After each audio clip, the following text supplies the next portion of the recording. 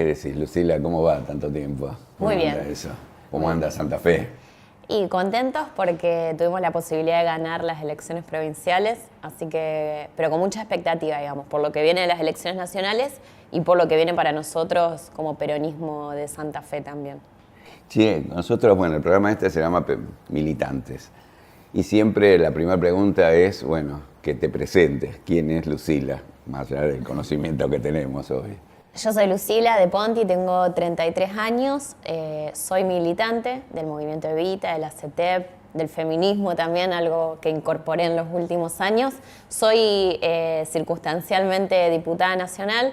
A partir de diciembre voy a asumir la función de diputada provincial allá en Santa Fe. Pero bueno, soy una chica común, digamos, que elegí militar, elegí por la vocación y esos ideales que me nacieron, digamos, en contacto con los barrios, con nuestro pueblo, con las necesidades. Elegí hacer de eso mi proyecto de vida. Mis estudios, todo lo que hago está en torno a eso y bueno, es como mi esencia también. Vos, ahí me interioricé que estudiaste en Rosario la licenciatura en Ciencia Política. Sí, yo soy santafesina, de Santa Fe Capital. Santa Fe Capital, exacto. Y me fui a los 18 a Rosario a estudiar la licenciatura en Ciencia Política. Bueno, me recibí, eso todo bien para mis padres. Que quedaron tranquilos, cumpliste. Claro, cumplí, con el mandato familiar cumplí. Ahí cuando apenas entré, ya me empecé a involucrar en el centro de estudiantes de la facultad. Empecé también a militar primero en una agrupación que era más estudiantil, digamos. En el Frente Estudiantil te metiste. Sí, se llamaba Martín Fierro. Inclusive yo no vengo de familia peronista, vengo más bien de familia radical. Como muchos, ¿no? Sí, medios gorilones, algunas vertientes también. Y me metí ahí en esa agrupación que no se definía tampoco como peronista kirchnerista, sino más bien nacional y popular, digamos. ¿Era una agrupación local o tenía que ver con...? No, era local, inclusive era bien de la universidad, digamos, era universitaria. Pero bueno, ellos eran peronistas, pero tenían ese mecanismo para captar gente como yo, que el peronismo teníamos que hacer un tránsito. Está bien, claro. Y bueno, hice ese tránsito militando ahí, universidad. sí, en Martín Fierro, y después empecé a militar en los barrios, empecé a conocer más la realidad de nuestro pueblo y me fui después al Movimiento Evita, que es la organización en la que sigo militando. La que seguís militando. ¿Y qué te fuiste en los barrios que de la periferia de Rosario ahí o de Rosario? Sí, yo empecé haciendo un apoyo escolar en un barrio que se llama Vía Honda, que después yo hice mi tesina de grado también sobre ese barrio, digamos, un estudio un poco sociológico ahí sobre algunas cuestiones vinculadas a la pérdida del trabajo y la construcción de nuevas estrategias de supervivencia. Lo hice también ahí en ese barrio. Y después, bueno, empecé también a militar en otros, a asumir otras responsabilidades. Eso ya en el En el Evita, sí. Siempre en esta agrupación Martín Fierro siempre estaba ahí, en ese barrio. Y después cuando me fui a Evita sí empecé a tener otras responsabilidades. En una época tuve la tarea de construir la juventud barrial, digamos, de Rosario, del movimiento Evita, que bueno, era un poco difícil porque yo no vengo de ahí, no soy ni rosarina, claro, no eras rosarina. Sí, ni soy tampoco de procedencia, digamos, de los sectores populares, yo soy más de clase media, ¿no? Pero bueno, para mí fue un desafío y una tarea hermosa, la de conocer a los pibes, lo que sienten, lo que piensan y lo que quieren. Y bueno, tuve esa tarea y después me tocó la economía popular para la nueva etapa. Mirá que así que en poco tiempo recorriste un camino. Sí, y siempre como que me enamora mucho, me fascina, digamos, el mundo popular, los barrios, su cultura, sus formas de relaciones, su cuestión también territorial y la infraestructura. Y me parece como que hay mucho de la identidad nacional que está ahí. Se está jugando ahí. Sí, y siempre me gusta volver, nunca dejé de ir, nunca dejé de visitar a mis amigos, a mis compañeros de los barrios. Es un lugar al que me encanta volver siempre. Mira, bueno, porque me interesa también, viste, cómo se va generando esa dicotomía, sobre todo cuando asumís responsabilidades institucionales, ¿no? Cómo uno mantiene, porque la dinámica institucional es como que a veces te chupa, ¿no? Te absorbe. Sí, tiene una cuestión de tiempo que ya es difícil, porque claro, encima vos te tenías que... yo tengo que viajar a Buenos Aires y todo eso, entonces los tiempos se recortan mucho. Pero bueno, igual yo trato de estar mucho en mi provincia, en Rosario, o sea, también viajar por Santa Fe, que es una provincia muy grande y muy linda, que tiene mucha diversidad también para conocer, tiene mucha diversidad también en el plano de los sectores populares, sectores muy vinculados a la actividad agropecuaria de subsistencia en el norte de nuestra provincia, que es una zona más parecida al Chaco en términos el norte de santafesino, claro, la cuña boscosa. Geográficamente es más parecido. Claro, una cuestión climática, geográfica es más parecida. Entonces tenemos una diversidad muy grande que a mí me fascina conocerla. ¿Ah, sí? Sí, me encanta. Y conocer la historia, porque ahí también, caminando la provincia, vos conoces la historia de la forestal, la historia de algunas rebeliones indígenas que se dieron también en nuestra provincia, después de cómo se fue conformando los caudillos, digamos, que también hubo en Santa Fe para conformar esa organización. Y todo eso está todavía, digamos, territorialmente. Si vos hurgás, lo podés ver, lo podés encontrar. Podés ver de dónde viene la historia. Digamos. Claro, y eso a mí me encanta. Bueno, sí. Está bueno que te apasione aparte, Sí. ¿no? Porque se nota en el relato que te... Sí, aparte está bueno porque es lo que también tengo que hacer por mi función, Claro, viajar, bueno, estar presente y aparte me gusta. Claro, que se junten. Aparte es una provincia que, como decís vos, que tiene una gran diversidad. Sí, porque después tenés el sur, que es la zona, digamos, forma parte de la zona núcleo de la Argentina, donde están las riquezas concentradas en la producción agropecuaria, en la exportación, tenés toda la cuestión, digamos, del traslado hacia el puerto. Bueno, en Santa Fe también tenés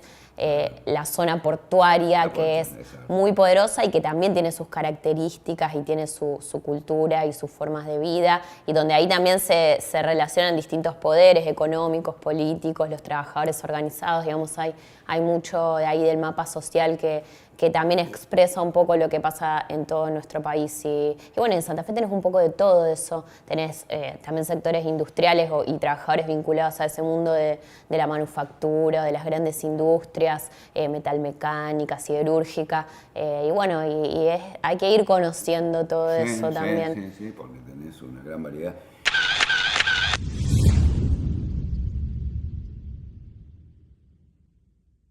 Sí. Metiéndonos un poco, por ejemplo, en el tema de lo que ha sido en esto y que se ha profundizado mucho en estos últimos años, que es la desigualdad. Bueno, por lo que vos contás, Santa Fe tiene una provincia desde lo territorial, pero también desde lo social, ¿no?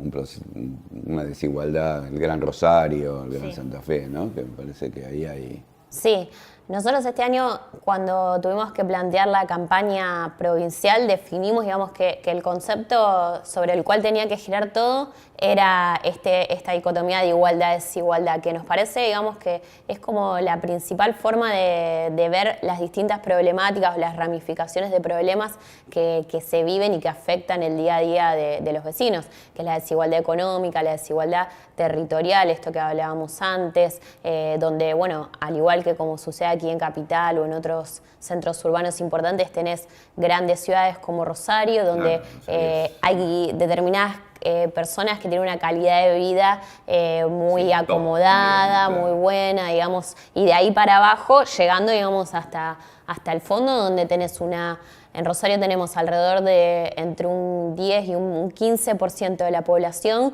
viviendo en asentamientos, sin acceso a los recursos y a los servicios básicos, al agua, a la electricidad, a las calles pavimentadas, a la cloaca, digamos, al saneamiento. Sí, lo básico. Lo básico en una ciudad muy pujante y muy grande como es Rosario, y que, bueno, nosotros eso lo llevamos, digamos, a nivel provincial, a la territorialización provincial, donde realmente hay algunos escalones que ya deberían estar resueltos. Estamos en el siglo XXI, digamos, hay determinadas cuestiones que ya deberían haber sido saldadas. Y uno piensa que sí. Sí, para el conjunto de los argentinos. Y bueno, y eso me parece que es lo que atraviesa a la Argentina.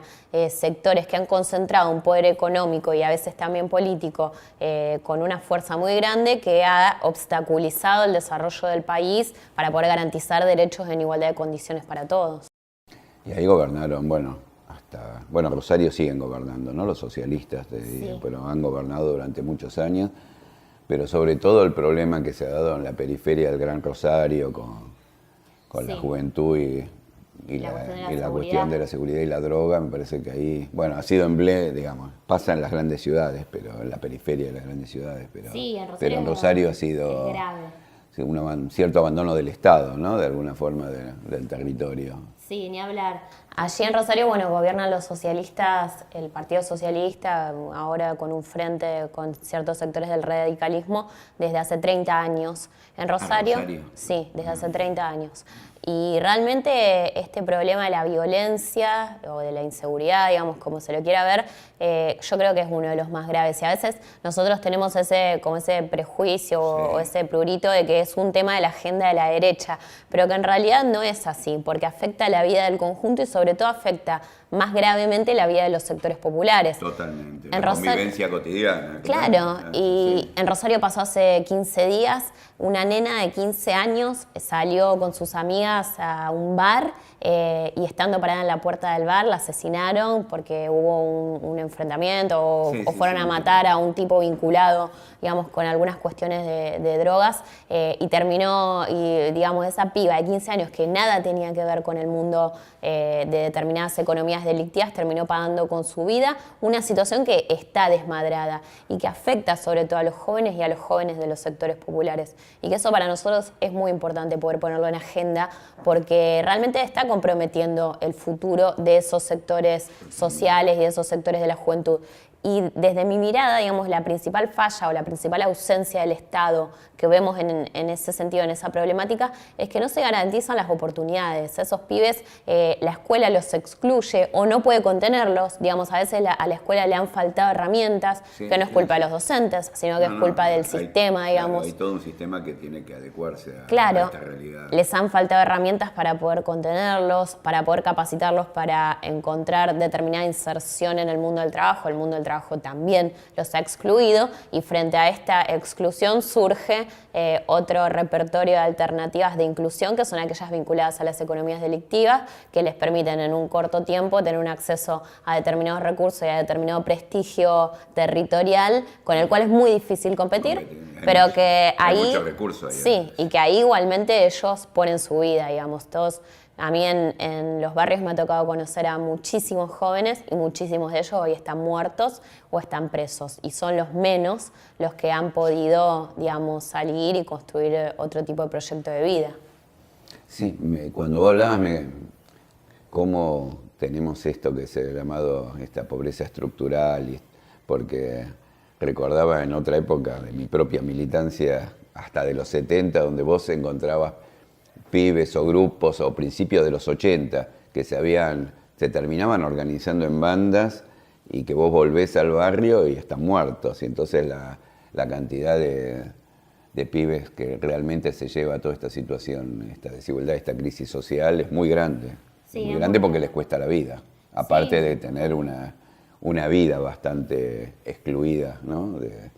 Mientras que estamos en un consumismo exacerbado en los puntos altos, entonces por eso creo que las bandas estas de tráfico de droga y eso tienen su éxito de alguna forma, ¿no? Bueno, y lo del consumo que vos decís es otra clave, digamos, para pensar esto. Nosotros vivimos en este capitalismo, digamos, que muchos de nuestras expectativas, nuestros deseos, inclusive nuestras necesidades, se saldan con el consumo en el mercado de determinados bienes que a veces son más necesarios, a veces son absolutamente innecesarios, pero forma parte de nuestra cultura y muchas veces nosotros hemos algunas veces criticado que la única o que la política social fundamental que han tenido ciertos gobiernos populares en Latinoamérica sea la de la inserción de los sectores excluidos a través, digamos, de la garantía del consumo, ¿no? A través de la transferencia directa de ingresos que permite cierto consumo, lo cual está bien, pero que tiene que ser acompañado por una transformación estructural, porque si no,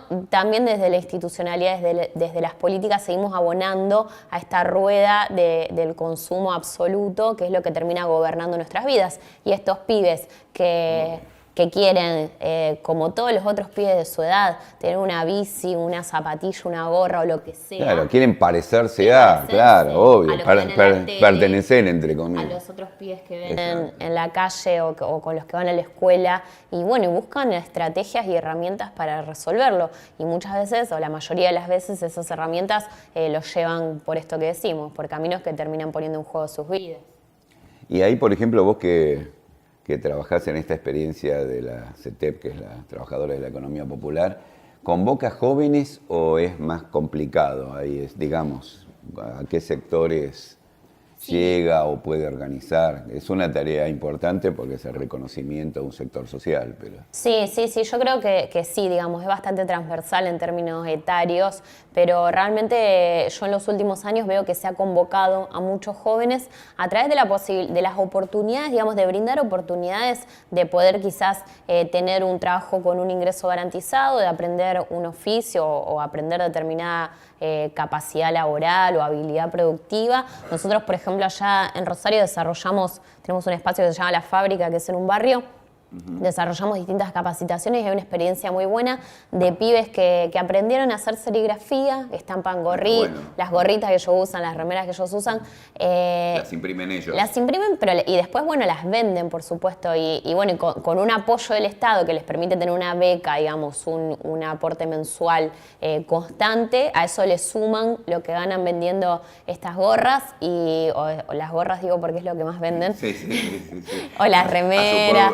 En su barrio, o las llevan a las ferias en el centro, y realmente ha sido una experiencia muy buena, pero bueno, donde hay toda una contención institucional, ¿no? De que ellos pueden estar en ese espacio, que pueden trabajar tranquilos, de que pueden tener un apoyo monetario todos los meses, que eso lo tiene que garantizar el Estado. Si no lo garantiza el Estado, es muy difícil, digamos, que eso pueda existir en ese sector de la economía que no es tan rentable como son otros. Y sí, yo creo que la economía popular es también una herramienta, pero es muy necesario ahí la pata estatal, porque es difícil si no poder lograr que eso se sostenga en el tiempo. Claro, tenés que meter educación, deporte, claro.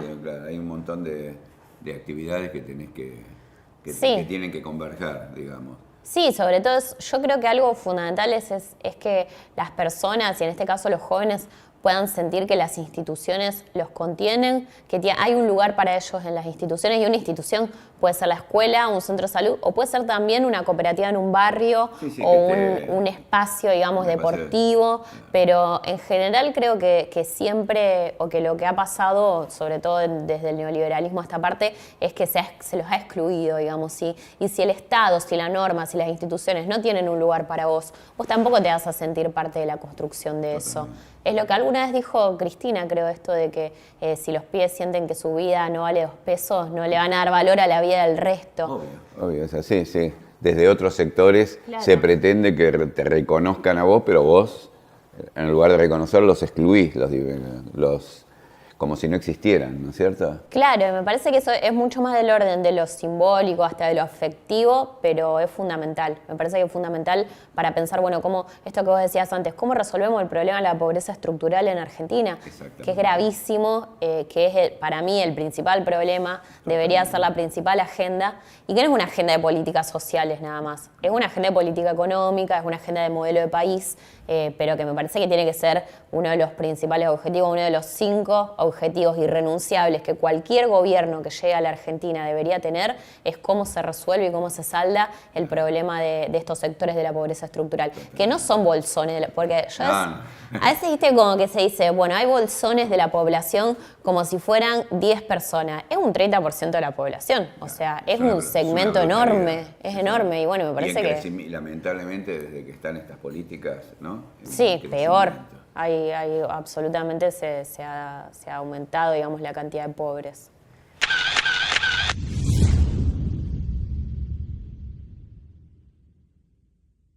Yo digo que estos años, ¿no? Los movimientos populares por un lado y por el otro lado el emerger del feminismo, del cual vos contabas en un momento que te habías ido identificando, que ha sido el otro gran movimiento, que hoy, por ahí empezando con la violencia iba a decir institucional, que también nos ha atravesado, pero la violencia de género, el debate sobre el aborto, bien se fue instalando, y ahora se debate el patriarcado. Bueno, no sé cómo ves vos todo ese debate y esa existencia, si hay un feminismo, si hay feminismos en toda esta... Sí, hay feminismos, creo que es muy diverso, pero está bien, digamos, que así sea. Me parece que sí, coincido que en estos años de macrismo, de reinstauración del modelo neoliberal, han habido dos En realidad, para mí hay tres, digamos, sectores sociales que han resistido las políticas, que han sido los trabajadores organizados, fundamentalmente los sectores públicos, y que han sido muy fortalecidos, digamos, los sindicatos estatales, porque han sido un refugio también para muchos trabajadores o personas a las cuales se les puso en riesgo también sus proyectos de vida. El sector de la economía popular y el sector del feminismo, que lo que tienen de distinto estos dos es que aparecen como novedosos, digamos, con respecto, el movimiento obrero organizado siempre ha sido un factor a veces más de resistencia, a veces un poco de acuerdo. Pero eso también ha sido histórico. Claro, es histórico. La resistencia y cierto grado de colaboracionismo han tenido tradición en los 60, en los 70, o sea que algunos se asombran, pero no hay nada nuevo. No es nuevo. Pero sí, los trabajadores de la economía popular, con todo esto que hablábamos, y que han sido quienes en un punto han sido para mí el principal resguardo frente al avance de las políticas neoliberales, que avanzaron un montón, pero que podrían haber avanzado mucho más si no hubiese habido organizaciones que construyeron esta demanda y salieron a la calle, y me parece que pusieron un freno. Y el otro, sí, por supuesto, es el feminismo, que me parece que es el dato más novedoso que hay en la política argentina, y también que esto pasa también con los trabajadores de la economía popular, pero con el feminismo más, me parece, por la capacidad, digamos, disruptiva de sus planteos y de proyección a largo plazo, ¿no? Me parece que no es que estamos viviendo ahora un auge y que después mañana va a desaparecer. Sí, por supuesto, la intensidad puede ir variando y en algunos momentos se dará de manera más fuerte y en otros menos. Pero sí me parece que aparece como un dato y como una práctica ideológica, política, social, que también permite plantear una actitud contestataria, una actitud antisistema, digamos, y de la posibilidad de construir un sistema distinto, no solo desde lo político, sino también desde la construcción de los vínculos sociales. Y creo... En todos lados, digamos, claro, que eso es un poco lo que pasa, como que el feminismo cuestiona los modos de vida. Exactamente. Las organizaciones, las familias, las escuelas, el gobierno, todo. Eso me parece digamos, el planteo más disruptivo que ha surgido en los últimos años. Y que me parece, que se da ahora con mucha fuerza durante estos años de macrismo, un poco porque me parece que otros sectores políticos, otros sectores sociales han quedado, digamos, en otras posiciones más incómodas, pero también porque en los 12 años previos fueron años, digamos, de una vida muy rica, desde lo democrático, desde lo participativo, desde el lugar, digamos, que se le dio a los sujetos sociales también en la vida institucional y en la vida pública, y y que eso ha tenido frutos y ha tenido también consecuencias positivas en los años posteriores, ¿no? Claro, me parece que a veces nosotros somos ansiosos y queremos verla, ¿no? Como la inmediatez, pero se va sedimentando, ¿no? Claro, es como que durante el kirchnerismo se sancionaron un montón de leyes que son de carácter feminista. Sí. Lo que pasa es que en ese momento el feminismo no formaba parte quizás del repertorio del lenguaje político, de las ideas políticas más hegemónicas en ese momento. Inclusive Cristina, que era una mujer presidenta con un protagonismo y una fuerza enorme, no se reconocía como feminista, ni hacía, digamos, alusión a esto. Ella misma fue haciendo un proceso que la termina de madurar fuera del Estado, fuera de la Pero muchas leyes, muchas propuestas, la ley de ama de casa, la misma UH, la ley de erradicación y prevención de la violencia contra las mujeres, como algunas, porque hay muchas más, fueron, digamos, también dándole, hitos, ¿no? Claro, y acompañando el protagonismo que las mujeres fuimos construyendo.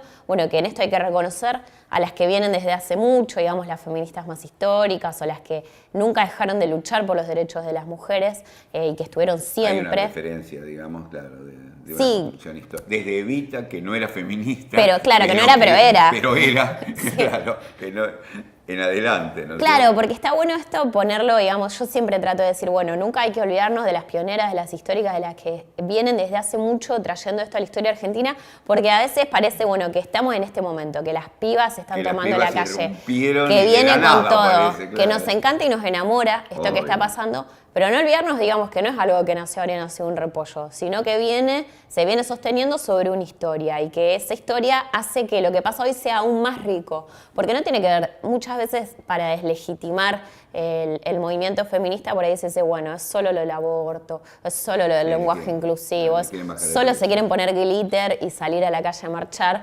No, digamos, hay planteos políticos, hay proyectos de país que tienen que ver con esta mirada transversal del feminismo y que para mí enriquecen muchísimo a los proyectos políticos y a las miradas políticas tradicionales, que algunas han podido no absorberlo, sino asumirlo también como parte de lo propio. Claro.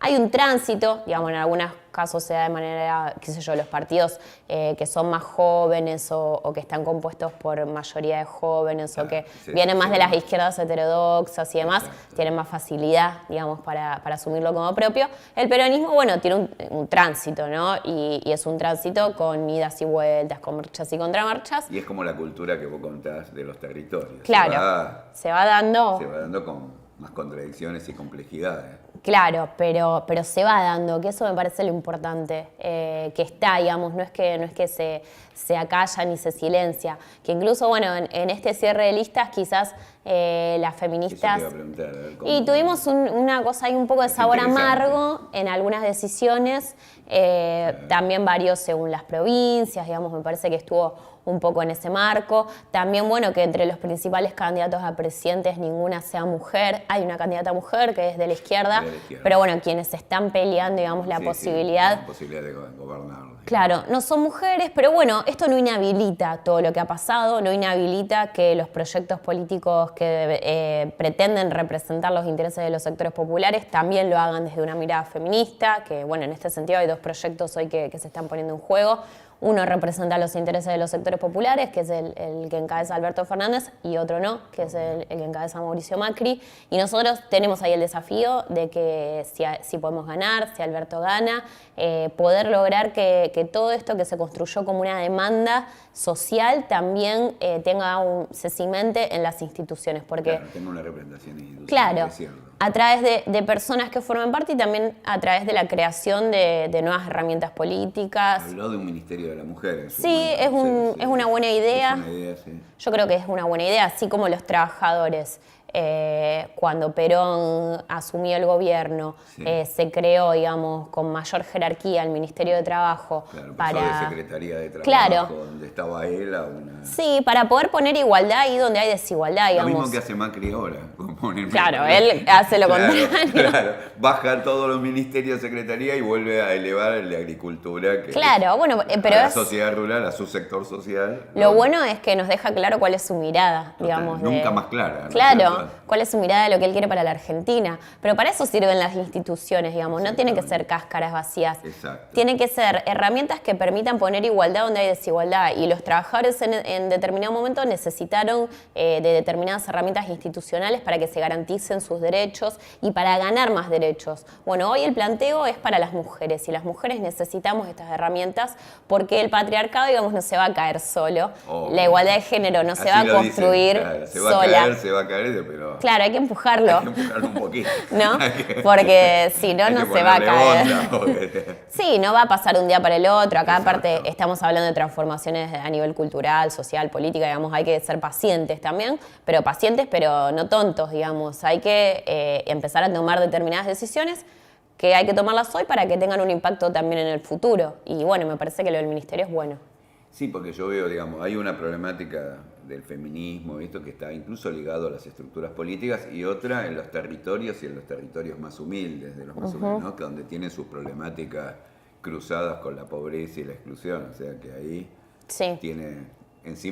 atraviesa distintas complejidades, ¿no? Desde los sectores medios a los sectores populares. Sí, que incluso ahí por ahí lo que hay que ver es que en el caso de la pobreza, muchas veces la pobreza, o no la pobreza comúnmente, pero las situaciones de pobreza son más crudas y más radicales para las mujeres, ¿no? Que tenemos que hacernos cargo de nuestras casas, de nuestros hijos, muchas veces con un ingreso de recursos insuficiente, muchas veces sin poder salir a trabajar en este marco, con varones que abandonan, digamos, los contextos del hogar y que ahí, bueno, dejan librado a la suerte lo que pueda pasar con esas familias y donde la violencia, digamos, es quizás una moneda más de todos los días y que incluso se expresa de una forma más cruda. Y ahí nosotros, por ejemplo, quizás no necesitemos crear nuevas leyes, porque en Argentina tenemos algunas leyes de excelencia, como la Ley de Prevención y Erradicación de la Violencia contra las Mujeres. El Estado, la legislación ha ido por delante casi, ¿no? Sí, y lo que necesitamos es ponerle presupuesto y ponerle herramientas para que esas leyes tomen cuerpo y existan para las mujeres de a pie que todos los días viven la desigualdad, las que necesitan ganar en autonomía económica y que para eso necesitan que el Estado les dé una mano con el cuidado de los hijos, que el Estado les dé una mano con la posibilidad de capacitarse y de insertarse en un trabajo. Y para todo eso, porque nosotros muchas veces, capaz por mi rol de legisladora, pero siempre pensamos cómo poder sancionar normativa, sobre todo que visibilice esto que pasa, porque lo que hoy nos está faltando es institución y presupuesto, creo que es lo fundamental. Pues eso lo tiene claro Macri. Sí, él le las instituciones y baja el presupuesto. Así que lo define clarísimo. De nuevo, sus acciones lo definen. Sus acciones lo definen.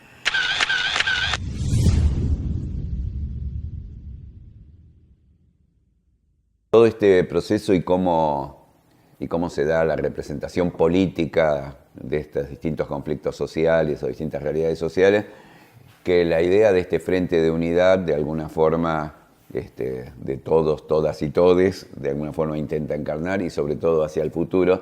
Y también miré la lista que vos encabezaste, ¿no?, en Santa Fe, que me parece interesante porque también fue un reflejo de representar lo social en lo político. Me parece que sería interesante que nos cuentes un poco de eso, porque a mí me pareció de lo más representativo de lo que a veces uno discursea.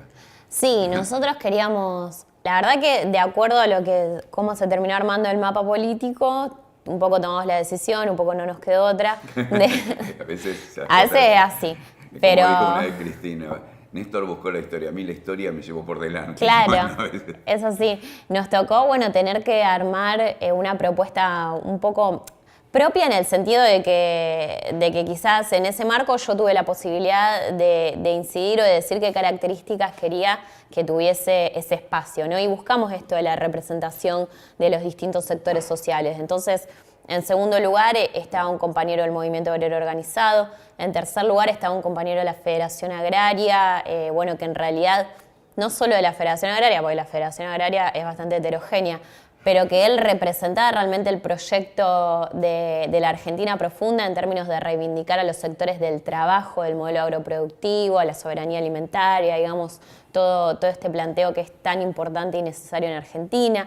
En cuarto lugar, iba una compañera que venía del mundo cooperativo, que también para nosotros es fundamental promover lo que tiene que ver con la economía popular, pero también las formas distintas de organización económica que tengan en la centralidad al trabajo y no la generación de lucro. En quinto lugar, iba una compañera maestra, que aparte es una compañera mujer y joven y que representaba para nosotros también toda la necesidad, de poner en nombres, que también un poco lo representaba yo, estos emergentes sociales que para nosotros son tan dinámicos y le proponen a la política, mejorarse, que creo que es lo fundamental, que son las mujeres, que son los jóvenes, y así toda la lista estaba conformada por el sexto era un compañero bancario, también del Movimiento Obrero Organizado, toda la lista era de representantes sociales, Por eso me pareció interesante porque de alguna forma, ¿no?, el Evita plantea esa dinámica y esta cuestión de poder representar lo social,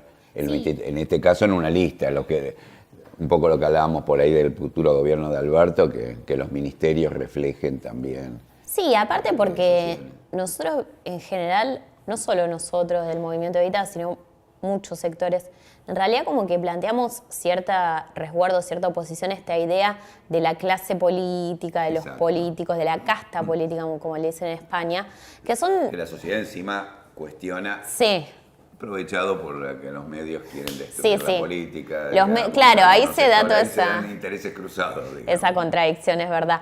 Pero para nosotros, está bien que los políticos se formen, que vayan a la universidad, que hagan capacitaciones, que estudien y demás. Pero un político que solamente conoce la alfombra de la oficina, digamos, para nosotros no es un buen político. Digamos, es una persona que no conoce su territorio, alguien que no ha caminado hacia los barrios. O dice representar. Claro, que no es un vecino, que no vive como el resto, que quizás, bueno, en los peores casos se han enriquecido y se han alejado incluso de la vida cotidiana, que no viaja en transporte público, que no lleva a sus hijos a las escuelas públicas o a las escuelas normales, digamos, a donde la llevan, no a Newman, el digamos, de los mortales. Claro, donde van todos la gente común, digamos, a nosotros nos parece que eso hay que reivindicarlo, porque si nos quedamos solamente con la pata esta de la meritocracia, de la formación académica, de lo que pasa en ese mundo, nos falta realmente la mirada de la realidad, la de nuestro pueblo, y no se puede gobernar de esa manera. Yo creo que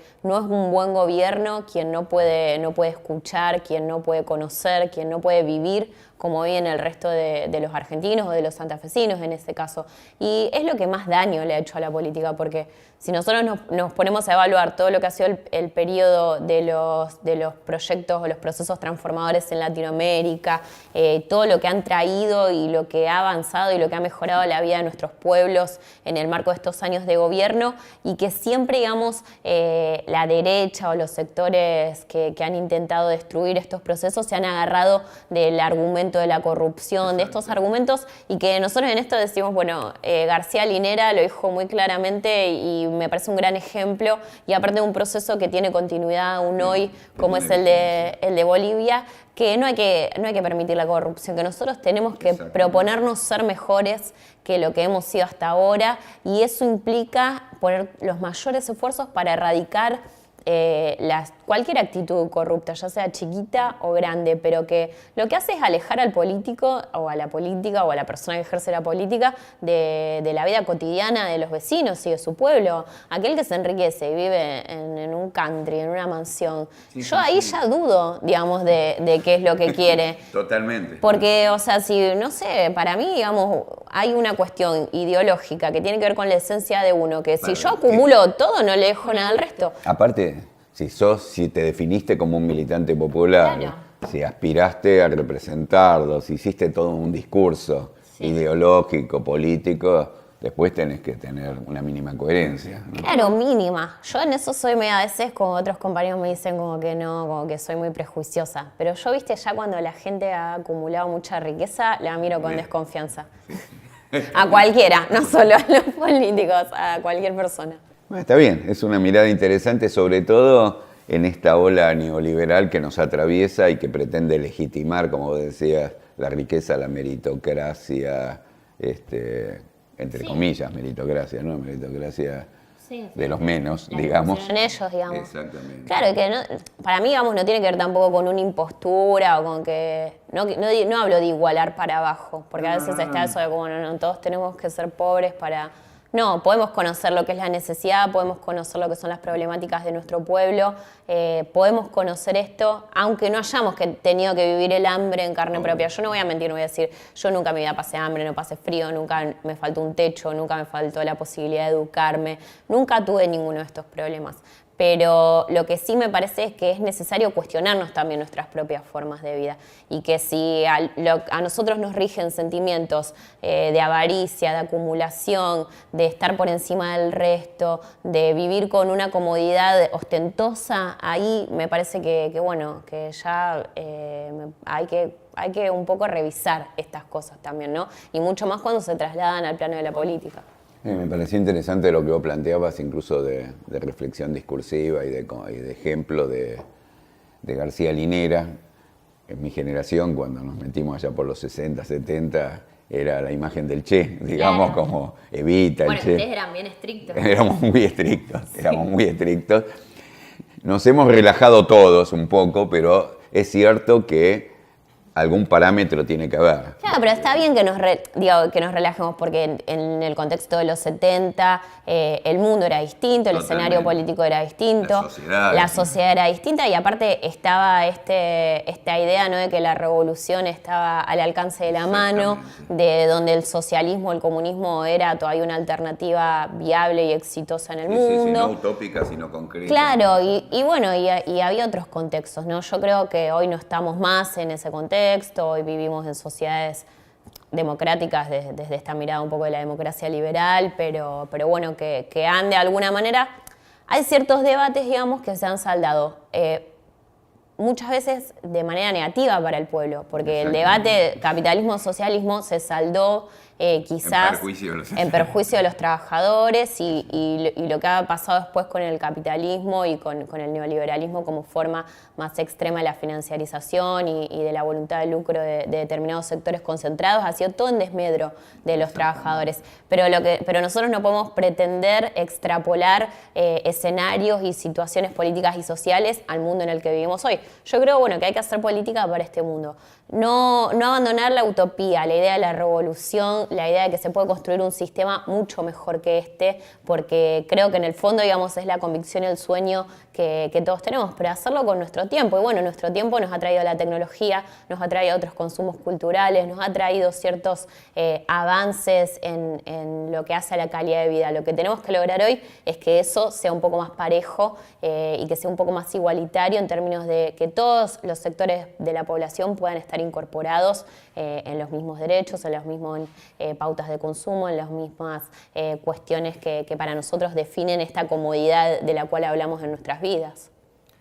Y me parece un buen planteo de redondeo lo que acabas de hacer, pero ¿hay alguna idea? Es difícil, ¿no?, definir. Como vos dijiste, en los 60, 70 había una idea de socialismo, en nuestro caso de socialismo nacional hablábamos, que también era un poco vago, digamos. Sí. Hoy, no sé, están las banderas del peronismo, ¿no?, de justicia social, digamos, independencia económica y soberanía política. No sé, ¿hay algunas ideas de sociedad o son las que vamos mal? Son por lo menos estas ideas de justicia. Sí, yo creo que las tres... Es una pregunta un poco amplia, como sí, verás. Las tres banderas del peronismo son, digamos, conceptos de los reales, de los cuales sigue siendo posible agarrarnos.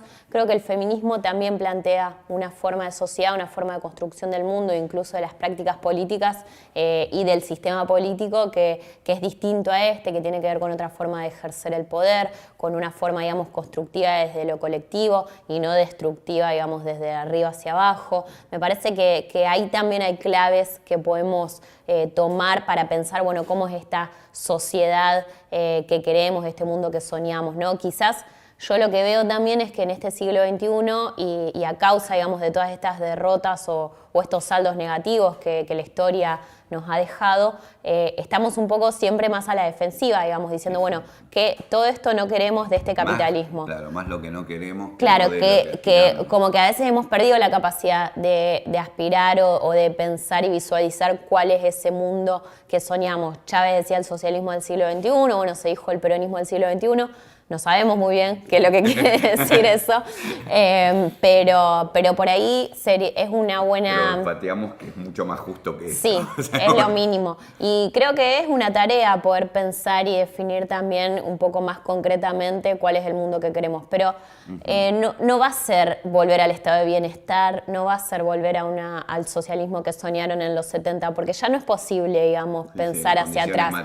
Hay que crear un nuevo sueño, digamos, hay que crear una nueva utopía, un nuevo modelo hacia el cual caminar, nutriéndose con el feminismo, nutriéndonos con el peronismo, nutriéndonos con la tradición latinoamericanista. Me parece que de ahí hay que tomar las claves para construir este objetivo nuevo hacia el cual caminar y si bien todos tenemos intuiciones y algunas certezas, bueno, me parece que estaría bueno poder darnos la tarea de construir este nuevo objetivo. Bueno, Lucila, me parece que es un desafío grande. Empecemos por tener el triunfo ahora. de todos, todas y todes, con Alberto y con Cristina, y bueno, y en la provincia, ya Perotti es gobernador. Sí, estamos... De legisladora nacional a legisladora provincial más cerca del territorio. Sí, que es lo que querés como estar, me gusta. como te gusta. Sí, muchas expectativas y bueno, todo ahora porque la Argentina necesita salir del macrismo, todos lo necesitamos, los humildes, los trabajadores, los sectores medios, las mujeres, los estudiantes, nadie ha quedado a salvo de sufrir las consecuencias del macrismo, así que todo para ganar en octubre, que es lo fundamental. Bueno, así sea. Así sea.